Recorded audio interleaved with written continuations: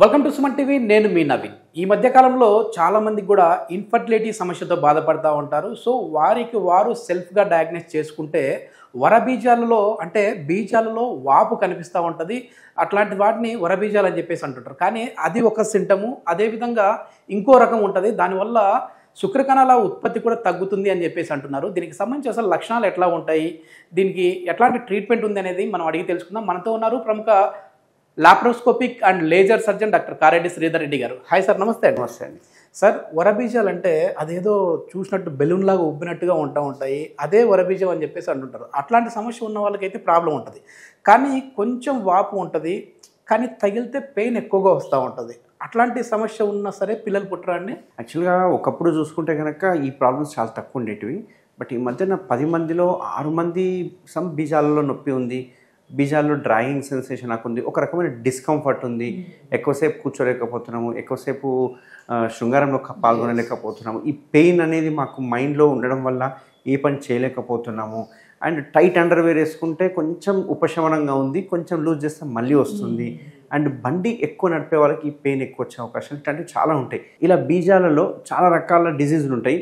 అంటే మీరు అన్నారు వరి బీజం కావచ్చు, హెర్నియా కావచ్చు, ఎపిడైడమిటిస్ అంటారు దాన్ని, ఆ ఎపిడైడమిటిస్ ఇన్ఫెక్షన్ రావడం వల్ల కావచ్చు, ఇట్లా చాలా ఉంటాయి. బట్ ఇందులో చాలా ఇంపార్టెంట్ హిడెన్ చాలామందికి తెలియని డిసీజ్ ఏంటంటే వారికోస్ సీల్. వారికోస్ సీల్ మామూలుగా వారికోస్ వెయిన్స్ విన్నారు, కాళ్ళల్లో రక్తనాళాలు ఉబ్బితే వారికోస్ వెయిన్స్ అంటాం. బట్ అవే రక్తనాళాలు సేమ్ అట్లాంటి రక్తనాళాలు మనకు ఈ బీజాలలో కనుక ఉబ్బితే దాన్ని మనము వారికోస్ సీల్ అంటాం. సో వారికోస్ వెయిన్స్ లక్షణాలు డిఫరెంట్గా ఉంటాయి, వారికోస్ సీల్ యొక్క లక్షణాలు డిఫరెంట్ ఉంటాయి. ఇక్కడ నేను చిన్న మీకు ఎగ్జాంపుల్ చెప్తాను. ఇప్పుడు ఇది బీజాలు అనుకోండి. ఈ బీజాల్లో 2 మనకు టెస్టిస్లు అని ఉంటాయి. ఈ టెస్టిస్లోనే మనకు శుక్రకణాలు అనేవి తయారవుతూ ఉంటాయి. ఈ శుక్రకణాలు తయారైన శుక్రకణాలు చిన్న ట్యూబ్ ద్వారా మనకు బయటికి వస్తుంటాయి. అంటే ఈ శుక్రకణాలు ఈ ట్యూబ్ ద్వారా పాకుతూ ఉంటాయి. ఓకేనా? అయితే దీనికి సంబంధించిన బీజాలకు సంబంధించిన లేకపోతే టెస్టిస్కి సంబంధించిన రక్తనాళాలు ఏవైతే ఉంటాయో, అంటే చెడు రక్తనాళాలు, నేను మాట్లాడేది మంచి రక్తనాళాలు కాదు, చెడు రక్తనాళాలు ఏవైతే ఉన్నాయో, ఈ చెడు రక్తనాళాలు ఒక 10 నుంచి 12, 8 నుంచి ఒక 10 అట్లా బయలుదేరి అంటే అక్కడ తయారైతే 8 లక్షలు. ఆ 8, 10 కాస్త కొంచెం పైకి వెళ్ళే వరకు 4 అవుతాయి.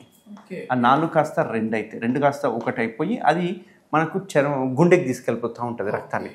అంటే ఇక్కడ ఏంది, ఇక్కడ తయారైన చెడు రక్తాన్ని కొన్ని రక్తనాళాలు అలా తీసుకెళ్ళి గుండెకి చేరుస్తుంటాయి.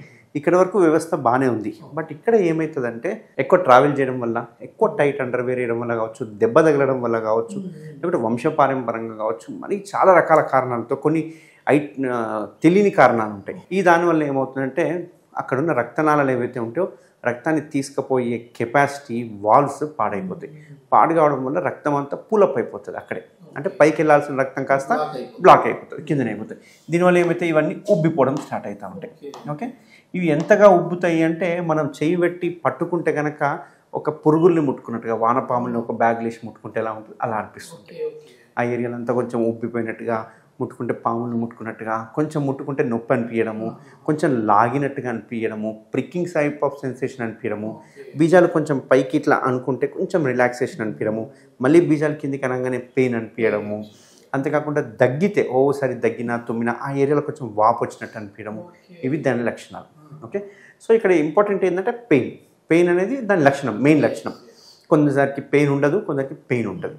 అయితే ఇందులో కూడా గ్రేడ్స్ ఉంటాయి. ఇందులో మామూలుగా గ్రేడ్ 1 అని, 2 అని, 3 అని, 4 అని 4 రకాల గ్రేడ్స్ ఉంటాయి.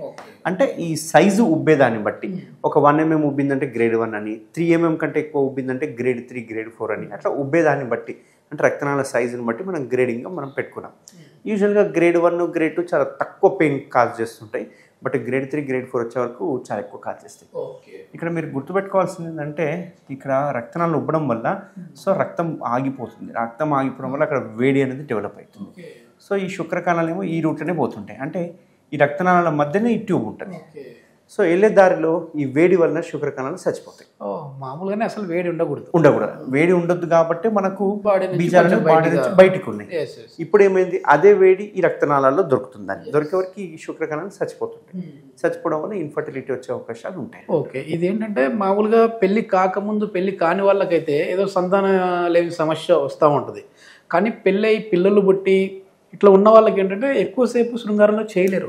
సో అది కూడా ప్రాబ్లం.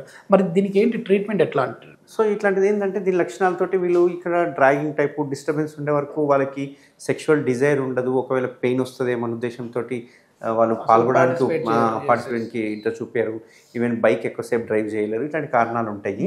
అయితే ఇట్లాంటి దానికి ఏం చేస్తామంటే చాలామంది చాలా డిఫరెంట్ సర్జరీస్ చేస్తూ ఉంటారు. అంటే ఇక్కడ ఇప్పుడు 8 రక్తనాళాలు ఉన్నాయి, ఇక్కడ చూస్తే 4 ఉన్నాయి, ఇక్కడ చూస్తే 2 ఉన్నాయి, ఇక్కడ చూస్తే 1 ఉంది. అంటే ఒక్కొక్క లెవెల్లో మనం సర్జరీ చేయవచ్చు అన్నట్టు.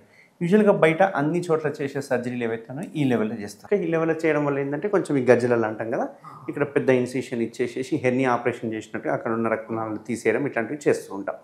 కొన్నిసార్లు లాప్రోస్కోపిక్ మెథడ్ ద్వారా కూడా చేయొచ్చు. ఏంటంటే ఈ ఒకటే రక్తనాళం పోతుంది కదా, ఇక్కడ బ్లాక్ చేయొచ్చు మనం. ఎట్లా 2-3 బొక్కలు పెట్టేసేసి లోపలనే మనం పిన్స్ కొట్టడము, క్లిప్ వేయడం ఇట్లాంటివి చేస్తుంటాం. బట్ మన ట్రీట్మెంట్ రేంజ్ హాస్పిటల్లో మనం చేసే సర్జరీ ఏదైతే ఉందో ఇక్కడే చేస్తాం. అంటే జస్ట్ స్క్రోటం మీదనే చేస్తాం. అది కూడా మైక్రో సర్జరీ, మైక్రో వారికోసిలెక్టమీ అంటాం. చిన్న ఇన్సిషన్ ఇచ్చేసి ఇక్కడ మనం ఏం చేస్తామంటే 8 నుంచి 10 రక్తనాళాలను ఐడెంటిఫై చేసి అవి పాడయి ఉంటే కనుక మైక్రోస్కోప్ ద్వారా చూసుకుని దానిని మనం లైగేట్ చేయడం జరుగుతుంది. దీనివల్ల ఏంటంటే అక్యూరేట్ రిజల్ట్స్ దొరుకుతుంది అన్నట్టు.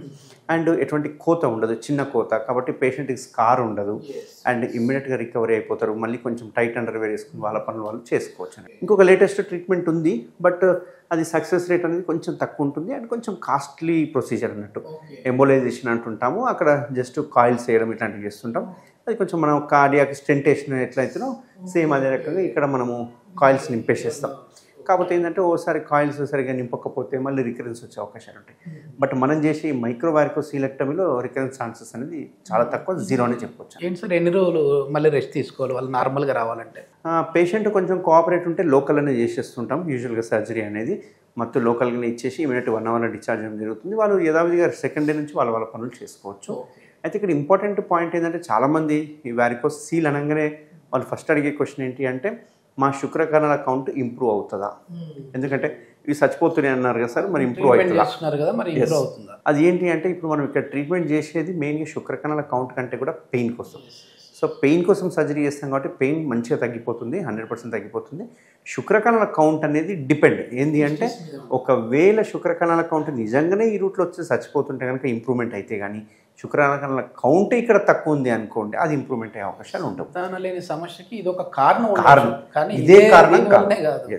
ఓకే, ఒకవేళ అట్లాంటి దానికి కూడా కావాలంటే మన ట్రీట్మెంట్ రేంజ్ హాస్పిటల్లో ఈ ట్రీట్మెంట్ కూడా ఉంది. దీనికి ఏం చేస్తామంటే చిన్న ముక్క పరీక్ష తీసేసి అసలు శుక్రకణాలు ప్రొడ్యూస్ చేసే మదర్ సెల్స్ ఉన్నాయా లేదా అనేది కనుక్కుంటుంటాం. దాన్ని బట్టి మనం చేసుకోవచ్చు. ఓకే అంటే ఇప్పుడు వరబీజం లాగా వస్తుంటుంది కదా సార్, చూడడానికి చాలా బెలూన్ సైజులో కనపడుతూ ఉంటుంది, అది దేనివల్ల అంటారు? అది హైడ్రోసిల్ అంటాం. వరబీజం అంటే హైడ్రోసిల్ అంటాం. అక్కడ ఏమవుతుంది అంటే దీని చుట్టూ వాటర్ చేరుతుంది అన్నట్టు, ఓన్లీ వాటర్ చేరుతుంది. ఈ వాటర్ చేరిన వాటరు అబ్జర్వ్ కావాలి, యూజువల్గా ప్రొడ్యూస్ అవుతుంది, అబ్జర్వ్ కావాలి.